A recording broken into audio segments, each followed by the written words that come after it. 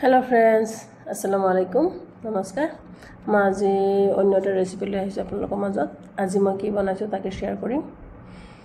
মই আজি এটা ৰঙলাও লৈছো একদম সৰু সাইজৰ ৰঙলাও দেখাই পাইছে এটো মই কাটি লম ৰঙলাওটো খুব মিঠা আছিল এই ৰঙলাওটো দেখিলে আপোনালোকে গম পাব একদম ৰঙলাওটো সব কি ধুনিয়া ভিতৰত আৰু মই এনেকে সিকুতি চাইছো খুব মিঠা ৰঙলাওটো এনেকুৱা মিঠা ৰঙলাও ভাজি বনালে খুব ভাল লাগে মই আজি ৰঙলাও ভাজি বনাম সবেই বনাব জানে কিন্তু মইনো কেনেকৈ বনাইছো তাকে শেয়াৰ কৰিম আপোনালোকৰ লগত ৰঙলাওটো মই কাটি লৈছো এনেকৈ বখলিয়াই লৈ ভাল কৰি ৰঙলাও বাকলিটো অলপ ডাঠ থাকে পকা ৰঙলাও বাকলি অপটাবিলাকৰ নৰমে থাকে পকাটো অলপ ডাঠ থাকে কাৰণে মই বঠি দি কাটি লৈছো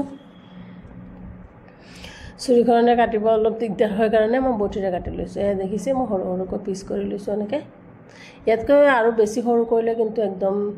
ভাঙি চিঙি গলি যাব সেইকাৰণে মই দেখিছে সাইজটো এনেকুৱা জোখৰ কৰি লৈছো আৰু তাৰ কাৰণে মই কেৰাহী এখন পাতি দি অলপ জিৰা ভাজি লৈছো আমি যে মছলা জিৰা খাও হেতু জিৰা অলপ জিৰা ভাজি লৈছো ভাজিলে মই এখিনি নমাই লম নমাইলো তাৰ পিছতে মই ৰঙলাও ভাজিখিনি বহাম জিৰাখিনি অলপ ঠাণ্ডা হয় মানে জিৰাখিনি মই গুৰি কৰি লম আৰু মই ভাজিখিনিৰ কাৰণে অলপ তেল দি দিছো ইমানো তেলৰ দৰকাৰ নহয় জুখমতে অলপ দিলেই হ'ল মই মাষ্টাৰ্ড অইল দি দিছো আপোনালোকে যি খায় হেতু ললে হ'ল আৰু মই তিনটা শুকান জলকীয়া দিছো দেখিছে আৰু মই ইয়াত অলপ পাঁচফোৰণ দিম পাঁচফোৰণৰ গোন্ধটো খুব ভাল লাগে ৰঙলাও ভাজিটো আৰু বেছি ভাল লাগে মই অলপ পাঁচফোৰণ দিছো এখিনি অলপ ভাজা হলে মই ইয়াতে পিয়াজ দি দিম পিয়াজখিনি মই অলপ ভাজি লম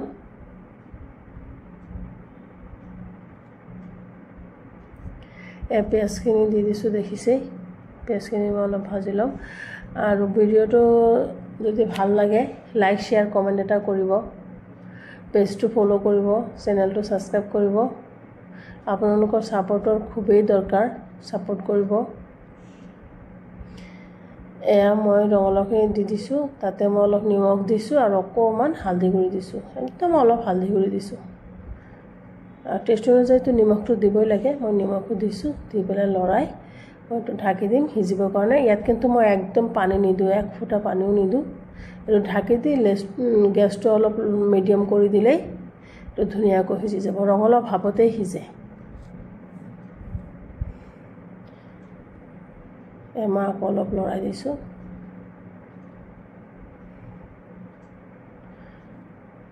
আৰু ৰঙলাও ভাজি ৰুটি পৰঠা ভাত জিহৰ লগতে খাই খুব ভাল লাগে ৰঙলাওটো মিডিয়াম ফ্লেমত থৈ দিলে একদম খুব ধুনিয়াকৈ হিজি যায় মই ইয়া আকৌ ঢাকি দিছো ইয়া হিজিয়ে গল প্ৰায় দেখিছে মই কিন্তু এক ফুটা পানী দিয়া নাই মই টেষ্টৰ কাৰণে অকমান চেনি দিছো চেনিটো যেতিয়া গলি যাব তেতিয়া কালাৰটো আৰু ধুনিয়া আহিব চেনিটো যে কেৰামেলাইজ হৈ যাব পানী নাই যেহেতু কেৰাহীত কালাৰটো ৰঙলাও ভাজি কালাৰটো ধুনিয়া হ'ব আৰু খাবলৈ বহুত টেষ্ট হয় চেনি অলপ দি যাব এয়া ভাজি লোৱা মই জিৰা গুৰিখিনি দি দিছো লাষ্টত